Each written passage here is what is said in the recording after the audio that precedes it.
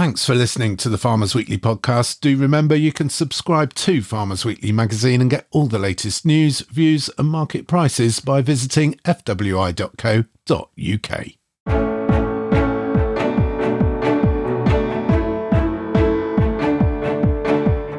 I really don't know. The noises from the government are very mixed. There is absolutely no clear path, and the environment is a long-term thing.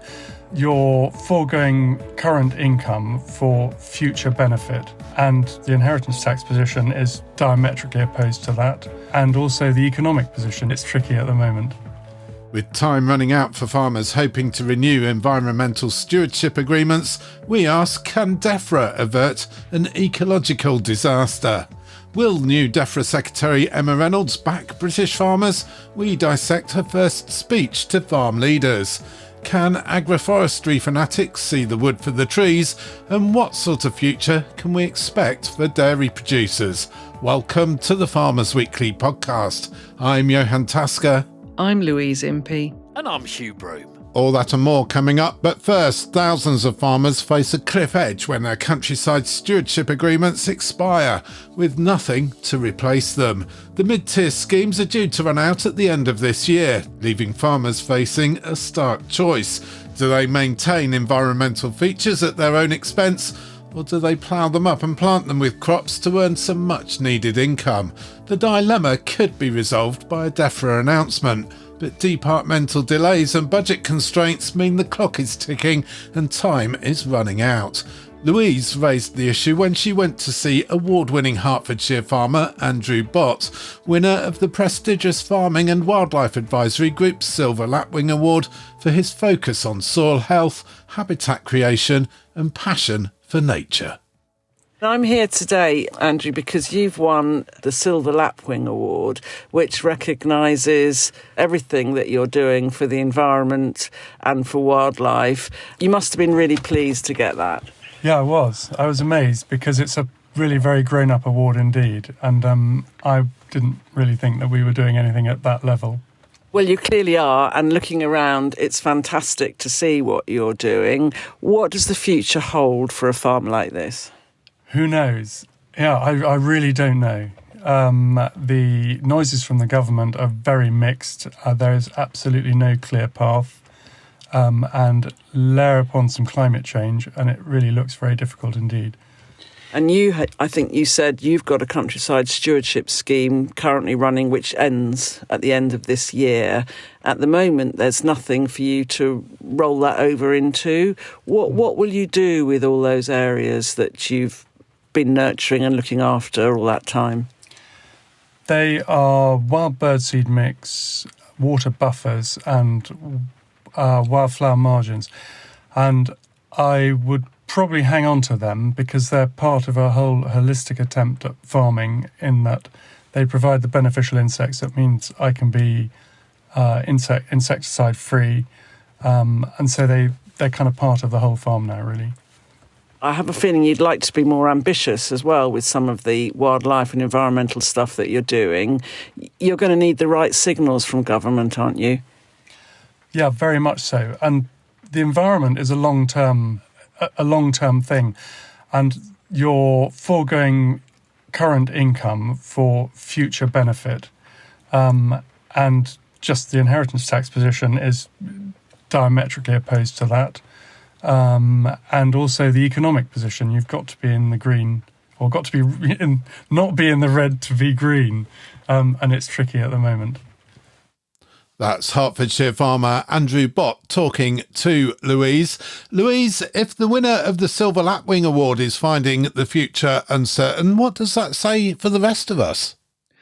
Yeah, what hope is there indeed? I mean, yeah, Andrew's in that group, isn't in that group of farmers who are, and I think there are over 5,000 of them actually, whose mid-tier countryside stewardship schemes come to an end later this year. Now, a lot of these farms are really quite pioneering. You know, what Andrew's doing is fantastic. There are plenty of other farms out there doing great stuff for the environment, great stuff for wildlife, and making it work with their commercial farming as well. And as we are here today, there isn't a scheme or there isn't a continuity option for those people. So they are facing some very difficult decisions. And of course, the other thing that it's causing a sort of a paralysis, if you like, because they've got rotations to plan. You know, we're at the start of a cropping year now. End of December is only a few months away. So they've got to make decisions now for this coming year, which, might not be appropriate or might need to change when we know what's going to happen. And some of these schemes, some of these environmental features have been in place for almost 20 years. Farmers are not going to want to get rid of them lightly, and yet Defra, by doing nothing, seems to be preying on their good nature and expecting that they will continue to maintain these features at their own expense. Yes, well, it's a very difficult one. I think that the features that if you are around the edges of fields, if you like, they are perhaps easier to leave in place. Not always, but possibly easier to leave in place. But of course, these schemes have also got features which go right through the middle of fields, and those are the ones that are really going to be very difficult to leave there. Not many people want to go right the way back to sort of hedge to hedge farming, but if they are going to have to rip these features up, rip these areas up and bring them back into the rotation, it's a real backward step. And, the farmers feel that. They don't want to do this. So there is some real urgency about getting this sorted out and making sure that we can carry on doing really good work for wildlife and for nature, as well as having a profitable farming business. And like we've said, without a continuity scheme to go to, these farmers face a stark choice, Hugh. Yeah, it is a stark choice. Look, agri-environment first came about, when was it? 1991 was the very first original countryside stewardship schemes, 1991, 92. So that's a long time, isn't it? It's over 30 years. And it will be, effectively lost. A lot of it will be lost. Look, there's bound to be a few things that people carry on doing because they quite like it. But the reality is, in today's commercial environment, with all the pressures on a farm business, as we said before, the obvious thing, unfortunately, to do, if you can't, leave a 6 metre margin, if you can't justify putting in wild bird. I'm just thinking of things we do. Wild bird, 6 metre margins. We do the hedgerow stuff as well, but we'd probably carry on doing the hedgerow stuff anyway. But for the wild bird and the 6 metre margins, you're going to think, I'm losing, we've got 7-8 hectares in as margins on our couple of hundred acres. And, you think, well, actually, let's just take it out. It's harsh, but you're going to think doing it. And someone farming a lot more land than me is going to be thinking, this is a big deal. We've got a lot of land phased out. I wanted to give you a little bit more about Emma Reynolds in person. If I bring it back into production, so I grew up in Staffordshire, just outside I might do in the current margin scenario. They may not want to bring it back into production, but that pressure is there. My parents live in Shropshire, and we go at half-term decision making needs to happen. Let's hope that in the next couple of weeks, the new Secretary of State has picked up this ball and kicks them all on and says, "Look, come on, tell these guys what they are doing because they need to know, so we don't all fall off this cliff in January." Someone said to me the other day, you know what, when I we were haven't in the visited all of them yet, at least but I we have knew visited in many the of them, EU scenario, including we knew last that year, the this time last CAP year, would in lurch torrential from rain. So I saw the challenges psychodrama, but it firsthand would take that they were 7 to 10 facing. I years. visited So there was a a fairly huge regular grain cycle. store. I've never Now been to a we grain are in a store before, situation and they where explained we to don't me have a just the challenges of Scooby keeping from the one year to grain the dry. next. And if you're not going to do anything, that's fine. Tell us, we'll walk away. But if you are going to do something, let's just get the hell on and sort it, please, as quick as we can. Let's have the full SFI menu out. And it's clear we need to do more to help farmers. Let's move a bit quicker than we are, because at the moment, it's just ridiculous. You mentioned the Secretary of State Emma Reynolds, new in post, Hugh. On the off chance that she does listen to the Farmers Weekly podcast to bring herself up to speed, this December end date also complicates decision making because farmers who end these environmental measures early to allow the land back into winter cropping are going to lose a year's funding. And we had a story in Farmers Weekly a couple of weeks ago by Mike Abraham, who went to see Suffolk farmer Graham Denny, who's in exactly that position. Graham has selected, he's got 52 infield environmental stewardship options in 12 fields. He's done the right thing.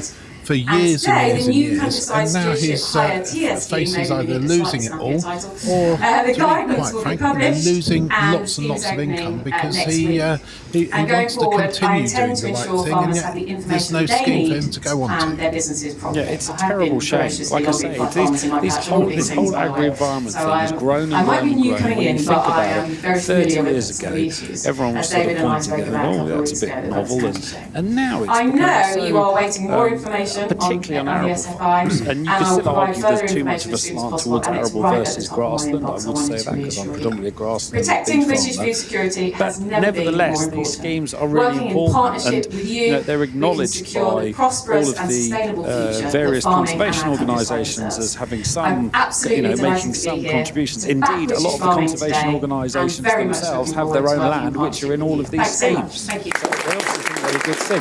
I think one of the big things that is at fault with these schemes, that we've said this forever, is that the logging of progress, the logging of what's actually happened as a result of going into agro-environment all those years ago, there has never been any accurate sort of audit process to say they know roughly how many acres or how many hectares are in X and Y option. But there's never been any truth or baselining done to say, this was the environment in 1990, and here is the environment now as a result of these schemes in 2025. Because on the other hand, all the people that revolve around natural capital telling us how we can help deliver natural capital and how it's worth X billion to the population, etc., there's no linkage between those two. So it's all a bit of a mess. It just needs some speed and some urgency, and let's get a decision made ASAP. Louise, Graham Denny in Suffolk saying he's recorded more than 82,000 small birds since 2005, including over 10,000 yellowhammers. There clearly is a benefit, but he's just one of, as you say, one of 5,000 plus farmers in this situation. Yeah, he is. And, it is interesting what the point that Hugh was making there about collecting data and, what have we actually achieved with these schemes? Because, like Graham, Andrew Bott knows exactly how many species of butterflies, birds, everything that he's got on his farm, because he is, he's doing that work. He's interested in it. He needs to know what's working and what isn't working so that he can make continuous improvements. And again, you go around to lots of these farms and they're proud. They show you the numbers of species of, the wildlife, what's changed on the farm. So, yeah, it's funny that data sort of does seem to exist at the individual farm level, especially where people are really keen on this stuff. But we don't, it's very difficult to go away and look at what has mid-tier countryside stewardship achieved since it came along. Now, hopefully somebody will correct us and get in touch with us on the podcast and say, oh no, we have got all those figures and we have got that data, but I've never been able to find it. And it doesn't seem to be out there. And it'd be good to know. The Farmers Weekly Podcast. At Avant, we crafted compact loaders for arable farming that transform the way you work. Our machines offer unparalleled versatility and efficiency, serving as your partners in productivity. With a wide range of attachments, Avant loaders assist in field preparation, crop care, and harvest activities. Their powerful hydraulics and compact design ensure smooth operation in tight spaces. Join the thousands of farmers who trust Avant for their best yields.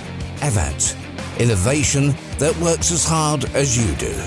Search for Avant now. The Farmers Weekly Podcast. Now, it was Back British Farming Day this week, the annual day where farmers travelled to London to ask MPs and other parliamentarians to show their support for UK agriculture. What better day then for new Defra Secretary Emma Reynolds to deliver her first speech as Defra Secretary to farmers at the NFU's London office in Westminster. Some edited highlights of what she said. I wanted to give you a little bit more about Emma Reynolds in person. So I grew up in Staffordshire, just outside Wolverhampton, and Staffordshire is a beautiful rural county. Yeah. My parents live in Shropshire, and we go at half term because they were very kind and look after my two boys. And I love Shropshire. And I actually live down a country lane, and I live in the Chilterns, which is, as you know, an area of outstanding national beauty. And I have 79 farms in my constituency. I haven't visited all of them yet, but I have visited many of them, including this time last year, in torrential rain. So I saw the challenges firsthand that they were facing. I visited a huge grain store. I had never been to a grain store before. And they explained to me just the challenges of keeping the grain dry. And it was during harvest as well. And I just wanted to say, I know that harvest is already a really tough time, but I know you're having a particularly tough year with the weather. So I've seen some of the challenges firsthand that you are facing. And it's clear we need to do more to help farmers improve farm resilience to a changing climate. And I will work with you on that in partnership, as you suggested, Tom. The government is taking action with concrete support, not just warm words. We've allocated a record £11.8 billion towards sustainable farming and food production. Our farming sector stands at the heart of Britain's economic renewal and our mission-led approach to growth. And I attended my first cabinet meeting yesterday morning, and I made that point, that Defra is a growth department, and you are at the heart of that.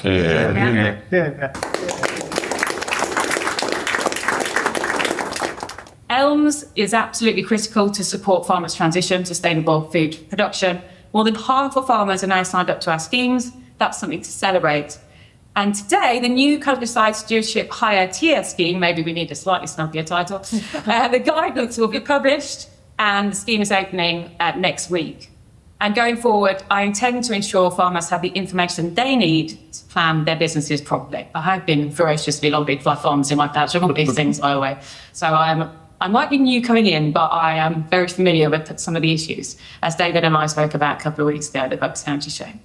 I know you are waiting more information on the SFI, and I'll provide further information as soon as possible, and it's right at the top of my inbox. I wanted to reassure you. Protecting British food security has never been more important. Working in partnership with you, we can secure the prosperous and sustainable future that farming and our countryside deserves. I'm absolutely delighted to be here to back British farming today, and very much looking forward to working in partnership with you. Thanks so much. Thank you. Edited highlights from Emma Reynolds' first speech as Defra Secretary to farmers. And after that speech, Farmers Weekly's Phil Case caught up with NFU President Tom Bradshaw. I think it was a very warm speech. It's great that on day 3 she's been able to come out and talk up Back British Farming Day. We're really grateful she's taken that time. Clearly at this stage it lacks detail, recognises the economic importance, and very keen to talk about her intervention at Cabinet yesterday about Defra being a growth department. Now, we would really welcome that transformation. It's been talked about over the last couple of years, but if we can see that delivery and the focus on how we deliver that economic growth across every constituency across the United Kingdom, it's a huge opportunity for farming and for Defra to really reset that relationship. What do you think are Defra's 3 key priorities at the moment? I think the critical priority is to rebuild the relationship with farming, to rebuild the confidence in the farming industry. To do that, there's the inheritance tax proposals, which need to be amended to mitigate the worst of the impacts. There's the environmental schemes, which at the moment are not functioning. There's nothing available, yet we know there's 5,800 agreements, which end at the end of this year. And then there's embedding food production within the department, because it feels like a very environmental department without the focus and knowledge on food, which is going to deliver the resilient food system that farming is so keen to deliver. And I think that is the bit that they really need to refocus on at this moment in time. I suppose the contrast from listening in was that there was a lot in your speech about inheritance tax, but nothing in the minister's speech on this issue. And look, that's very concerning, isn't it, for the farmers that are here present and those that are looking in thinking, well, where does this sit within the priorities? We'd have loved to have heard something about the inheritance tax. But on day 3, it would have only ever been a glancing reference to it. I know from the meeting we had on Monday that it's on the agenda. That doesn't mean I've been told in any way it's going to change, but I think that we have to work with those Labour backbenchers to try and target that budget in the autumn, November the 26th. We've heard today that there's been a business board embedded within number 10 ahead of the budget, looking at how they can deliver the economic growth. We know that the inheritance tax proposals are a brake on investment, cut investment off at the knees, and it's a barrier to growth. So look, I think We've got to work together to try and mitigate those impacts that we know are having such a personal and human impact, but also an impact on the ability of businesses to invest and deliver the economic growth the country needs. So look, you heard from my speech, it's still front and central for us alongside those other priorities we've just spoken about for Defra, and we've got to try and take Labour MPs to a place where they can get the engagement up into Treasury to try and make a change happen.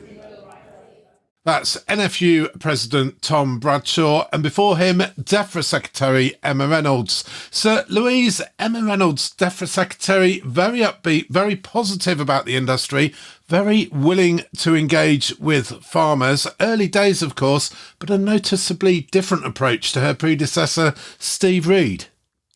A different approach indeed. Yeah, she seemed much more upbeat, much more positive, jolly almost, and genuinely seemed to be delighted to be in the role. So that makes a very nice change, doesn't it? And I think the expression she was using as Defra's now going to be, is it the Department for Growth, did she say? Well, great, because we all know that everything's stalled and ground to a halt at the moment. So if she recognises that and she's prepared to do something about it, and everybody is happy to work with her, then that's going to be a good outcome, I think. We had, of course, Brooke Rollins, the United States Agriculture Secretary, on the podcast a few months ago. And I remember at the time we were remarking about how Brooke Rollins was really batting for the USDA in a way that we felt that our ministers, our secretaries of state didn't. And yet here's Emma Reynolds, and she was really positive. She did seem to be batting for Defra, at least a lot more than Steve Reed ever appeared to do.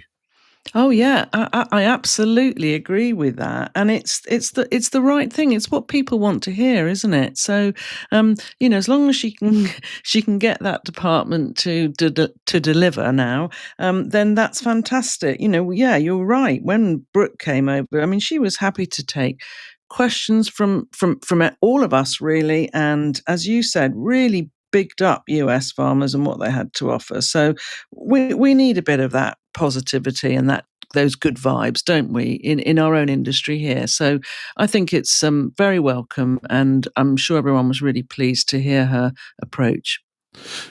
Hugh, no mention of inheritance tax, though. No mention of inheritance tax in the minister's first speech to the industry, which I saw the video. I wasn't there, but I saw the video of it, and I thought she did an excellent job. And she came across as someone that's very, open and fun and wanting to get on and get stuff done, and that's good. And let's hope we get some stuff done before there's another psychodrama in government and it's all change again. But yeah, no mention of IHT. It would seem that I think it's a subject that clearly is looming. It is like the elephant in the room. But hopefully, yes, we're off to a good start with the new minister. And let's hope everyone can work together and try and get some of these problems resolved as quickly as we can. Because as we've mentioned today, there are many problems stacking up which need addressing fairly quickly, just to let everyone get on and run their businesses. And Louise, government ministers, politicians, I guess, of all colours, always like to come and make a speech when there's a little bit of an announcement to be made. And Emma Reynolds did just that. Yes, she did, didn't she? And this is a long awaited, this is a higher tier countryside stewardship. So we have been waiting for this for quite a long time. And now we've been told that that's going to open next week. So that's great. That's not a huge number of farmers. And the ones that it does affect, they had to be invited. But that is now about to happen. So they must be very relieved, actually. As I say, next week, it's all systems go for that one. And also a little bit of a teaser on the Farming Equipment Technology Fund. Yes, a bit more action has happened here. So people who have applied for that, they are now going to find out next week, might be a bit soon, in the next couple of weeks, I think, whether they've been successful or not in securing the grant. So again, things moving along, which, again, will be really appreciated and long overdue. But let's hope that this is just the start of much more to come. And NFU President Tom Bradshaw not ducking the big issues at all, but very much making the point that he wants to work with Emma Reynolds as Defra Secretary going forward. Hugh, we had Jonathan Roberts from the CLA on the podcast last week. Everybody seems to be wanting a little bit of Emma Reynolds. There's no point in going in there, banging your fist on the table, saying, I want this, I want that, farmers are hard up, etc., etc. There's a lot of diplomacy going on here. Everybody wants to get off on the right foot, and that's important, isn't it? Yeah, it is. It's a really, I suppose it must be quite a difficult thing to get right, because, like I say, there's lots of urgent issues there, but you don't want to, like you say, offend someone or wind them up from day one. So it is a tricky balancing act. But she seems, look, just from the vibe she gives out from her speech, and I'd recommend people go online. There are various things of it on Facebook. The speech she gave at the Back British Farming Day, she seems very convivial, and she seems like she wants to really get on. And judging by what Jonathan said last week as well about her demeanour, her interest in agriculture, let's hope she does get off and she picks up the farming ball and runs well with it. The Farmers Weekly Podcast. The Farmers Weekly Podcast. You're listening to the Farmers Weekly Podcast. Welcome along wherever you're listening to us from. You can email us podcast@fwi.co.uk. And if you're in the UK itself, you can also message us by texting the word farm, followed by your message to 88440. Now, this week, Louise and I took a trip to Maple Cross, just around the M25, to go to the Agroforestry Show. A rare day out for me, but a good day out, and everything you need to know about agroforestry, Louise. Yes, it was an interesting day, wasn't it? There was plenty going on. It was actually a 2-day event, so they've carried it on into the Thursday as well. So it was a real mixture, wasn't it, of sessions in tents, as I call it. What's like seminars or people sharing their experience and knowledge, and then there were farm walks going on and practical demonstrations as well, so that there was plenty to see and do and take part in, all based on the role for trees on farms. So yeah, I think it was a very good event. A lot of interest in trees at the moment, not least because people are having to look at different ways of generating farm income, some much needed revenue. Some sort of questions over their profitability. Are they profitable because they enhance other enterprises on the farm, be it eggs or livestock, or indeed arable? Well, not surprisingly, there was a real focus on the climate resilience that trees can bring to farms. So I think after the year that we've just experienced with the weather, it was fairly natural for that to be a focus of it. So, you know, this importance of trees being able to provide shade and shelter, that really came out strongly in some of the sessions that I went to. Now, that is especially for livestock and, you know, farms that have got livestock on them. So that was really interesting. And I mean, one of the presenters made a point really when it comes to heat stress in cows, that we are actually very good at designing sheds in this country where the livestock can go and take refuge from the highs and lows of the weather, but we don't do landscape design very well. And I sort of did get that point and could see what she was the point she was trying to press there really. But of course, climate resilience, a big thing, but it wasn't the only thing that was going on. There were some sessions on finance for agroforestry and trees. There was sessions on does it stack up.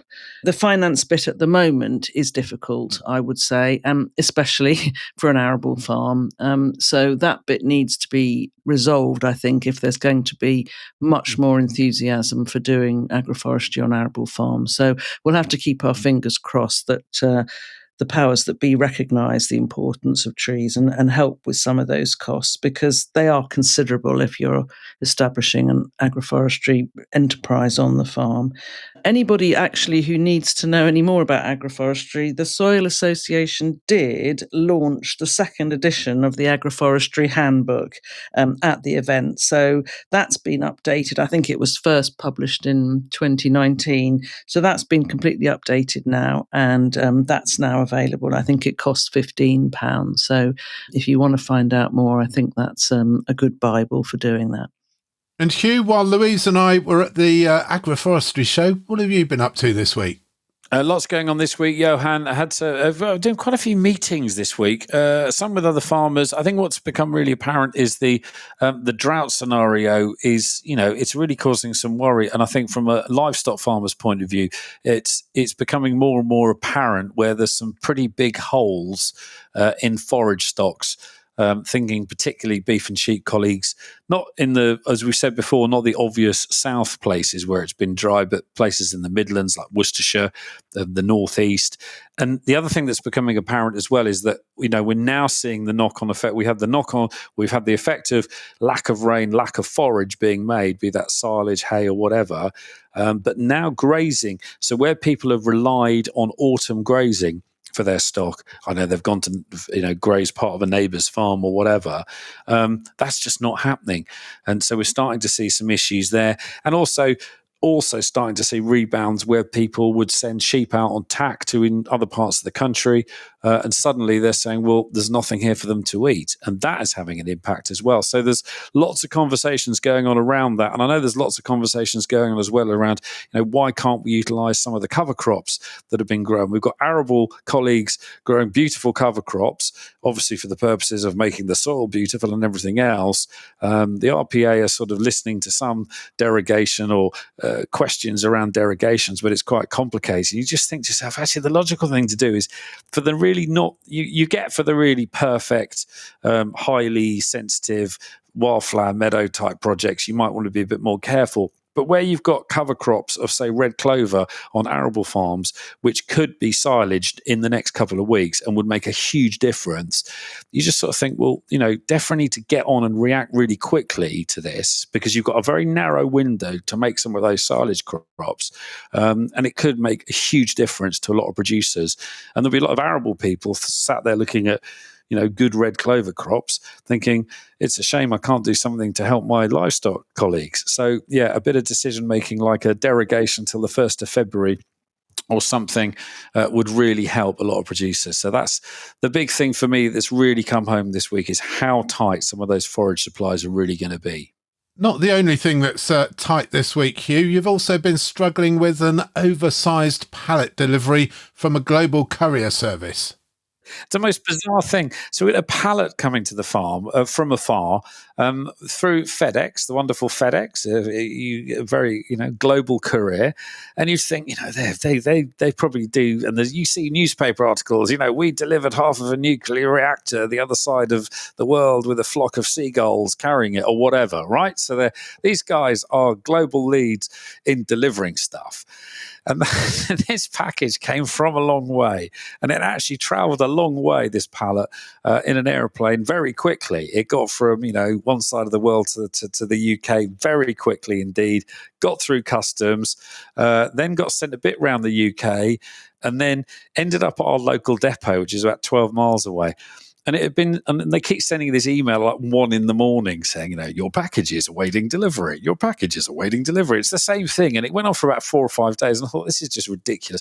So I phoned the AI generated helpline and then swore a bit at the lady, at which point the computer actually put me through to a real person in Belgium. And she was really helpful. And within minutes, I had a phone call from the local depot. And they said, yes, we're struggling to get this package to you. Do you think you could come and collect it? And I said, well, we paid a lot of money to have it moved. And yet you're suggesting that we come and collect it. I said, what's the problem? He said, we don't actually have a curtain cider lorry in the business in the UK. And I just found that really hard. So their normal lorry isn't the full height of a curtain cider lorry. It sounds really anal, but it means that this pallet wouldn't fit in one of their normal delivery lorries, and they don't own a curtain cider. And I just found that was just utterly bizarre. It's where the accountants are obviously managing badly, and the people in the warehouse are pulling their hair out because some of the pallets they can't actually deliver because they don't have a full type lorry. So that's my courier stress story of the day. But eventually they found the right lorry and it got here, but only after I had to nag them a bit. Well, I hope they gave you a hefty discount, Hugh, for all the trouble they put you to. And the markets, Hugh, this week, causing trouble too, or are they behaving themselves?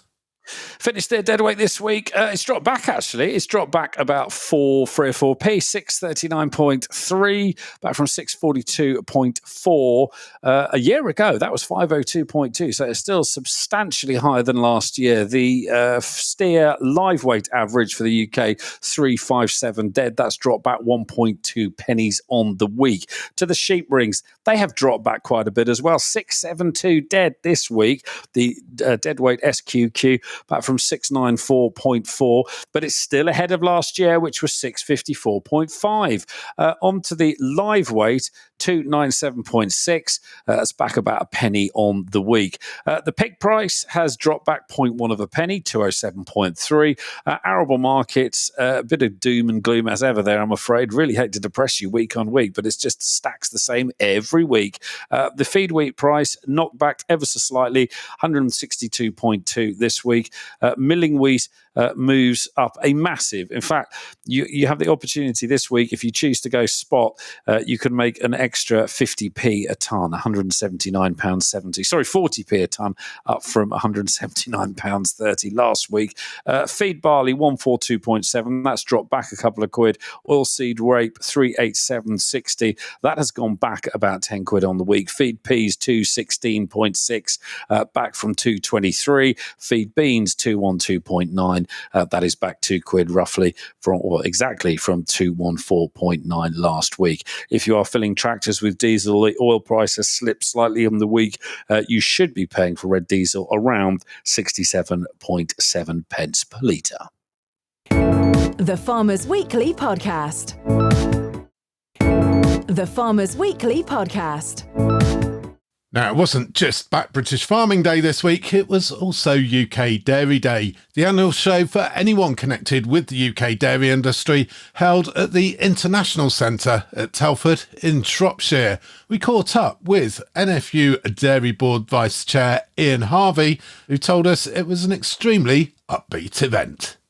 Lots of things going on, very, very well attended, lots of trade stands, and some really exciting tech on display for the farmers there visiting to see.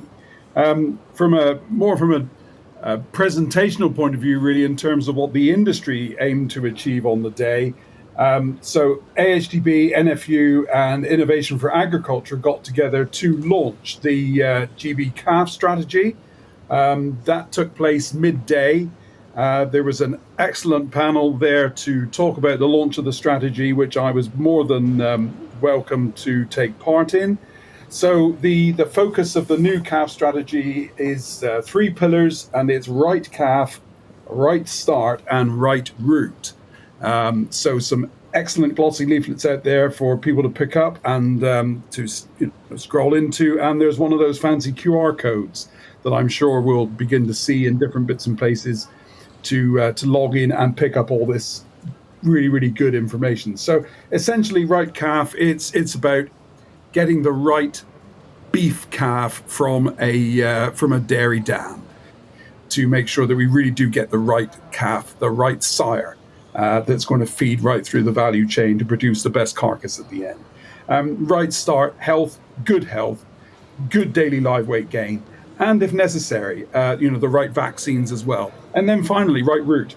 And this is the bit that the NFU has picked up on, really. And it's making sure that generally that if they in bovine TB type situations, that we have the right route for these calves to get through to market, even though they may be hampered, shall we say, by coming off farms where they're TB down. So that essentially looks around at that.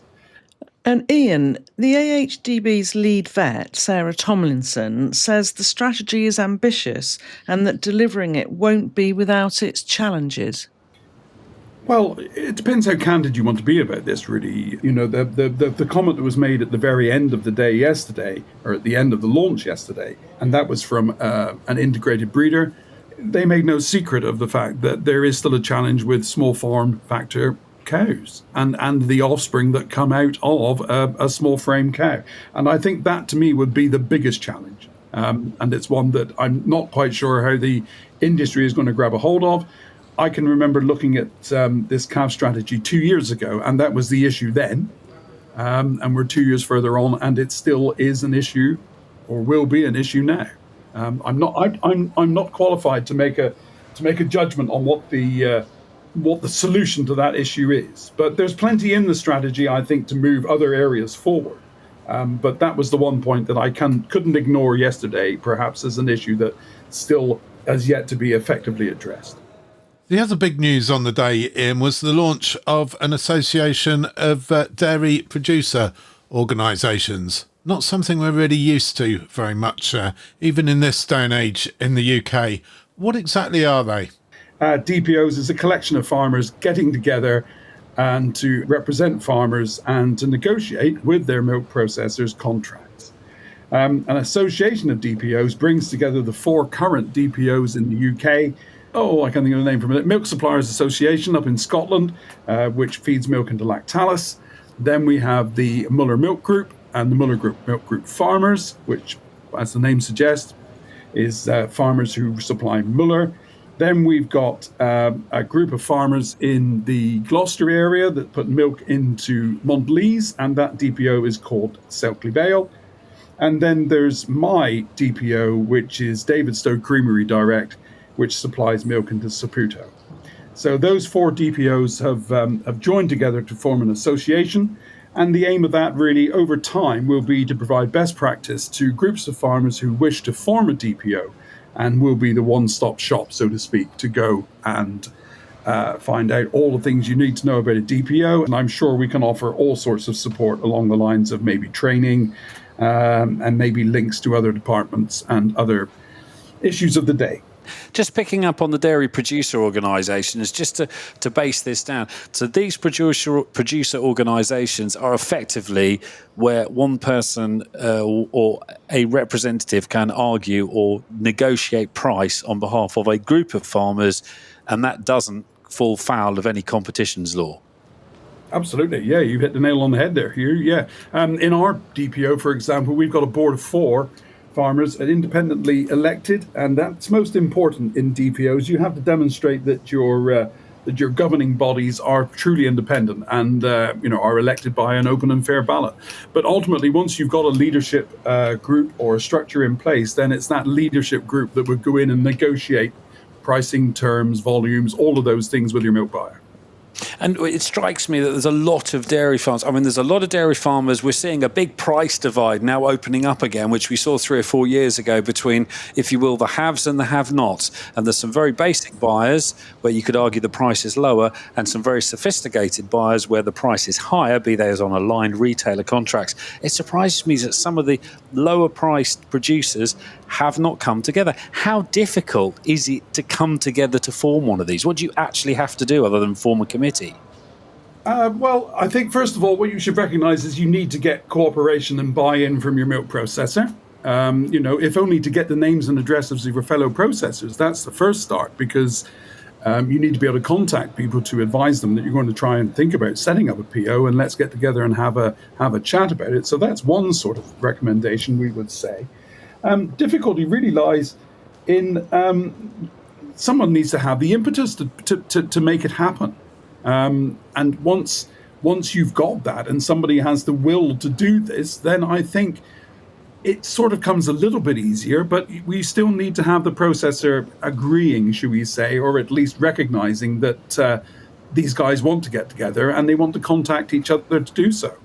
Presumably, though, also the producers could come together themselves and then politely walk into the processor and say, I'm now representing 30 of these producers.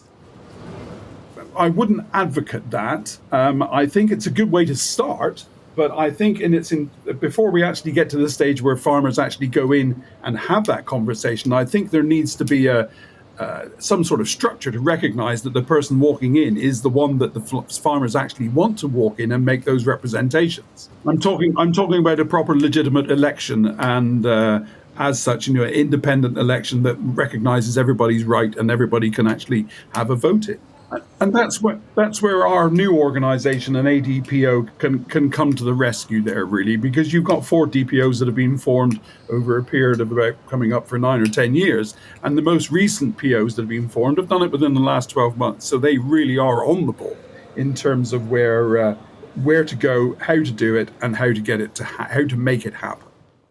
How to make it happen, indeed. Ian, thank you very much. Thank you for talking to us here on the Farmers Weekly podcast. That's Ian Harvey, NFU Dairy Board Vice Chairman. Hugh, this beef calf strategy, I get it. Start with the calf. Where else would you start? But not only a big calf's a bit of a challenge, small cows, small dairy cows, dairy dams, a challenge too.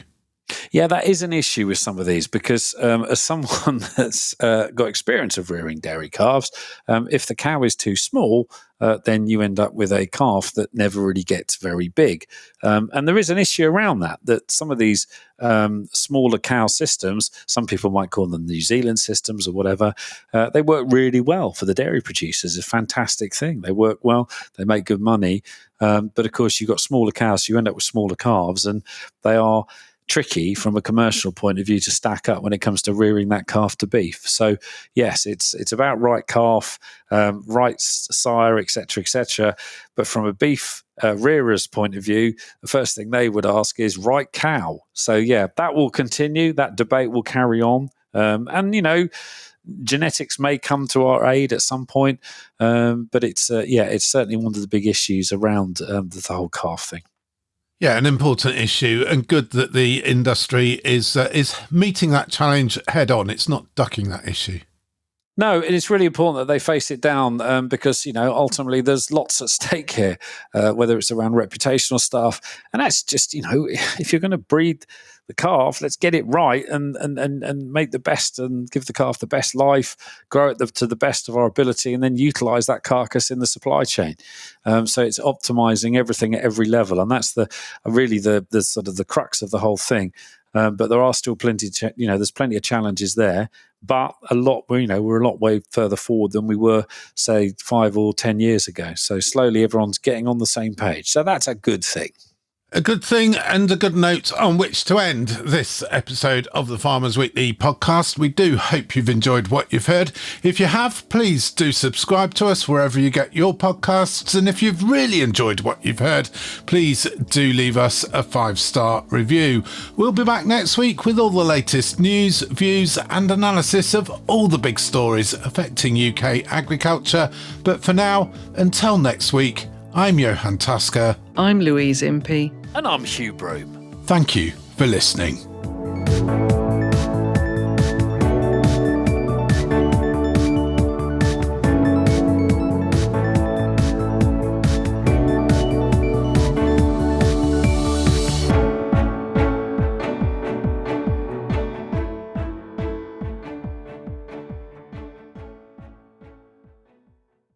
Thanks for listening to the Farmers Weekly podcast. Do remember you can subscribe to Farmers Weekly magazine and get all the latest news, views and market prices by visiting fwi.co.uk.